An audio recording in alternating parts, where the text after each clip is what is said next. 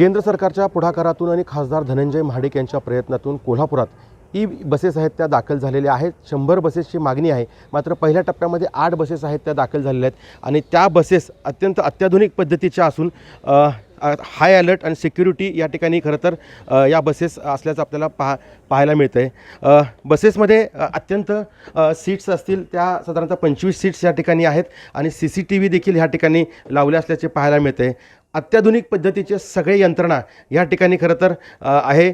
Alert system या ठिकाणी लावण्यात आलेल्या आहेत आणि जवळपास या सगळ्या एका बसमध्ये 33 प्रवासी उभं राहू शकतात आणि 25 प्रवासी या ठिकाणी बसू शकतात अशी व्यवस्था जी आहे ती या ठिकाणी करण्यात आलेली आहे. अपंगांसाठी वेगळी सुविधा जी आहे ती या ठिकाणी केली असल्याचं आपल्याला पाहायला मिळते आणि 25 जणं या ठिकाणी व्यवस्थित बसू शकतात. त्यासाठी दिव्यांगांसाठी राखीव आहे, महिलांसाठी राखीव आहे. त्यासोबत इतर त्या ठिकाणी ज्या आहेत खरं तर त्या ठिकाणी पुरुष बसणार आहेत. एकूणच जर पाहिलं तर सगळे अत्याधुनिक असणाऱ्या या सगळ्या बसेस लवकरच कोल्हापूरकरांच्या सेवेत आहेत त्या या ठिकाणी रुजू होणार आहेत. आज धनंजय महाडिक आहेत ते या ठिकाणी पाहणी करणार आहेत आणि अशाच टप्प्याटप्प्यानं बसेस आहेत त्या उत्तर प्रदेश आणि लखनौ या विभागातून कोल्हापूरकरांना सेवा देणार आहेत. सतेज औंधकर, लोकशाही मराठी, कोल्हापूर. लोकशाही मराठी ऐका, पहा, जागरूक रहा.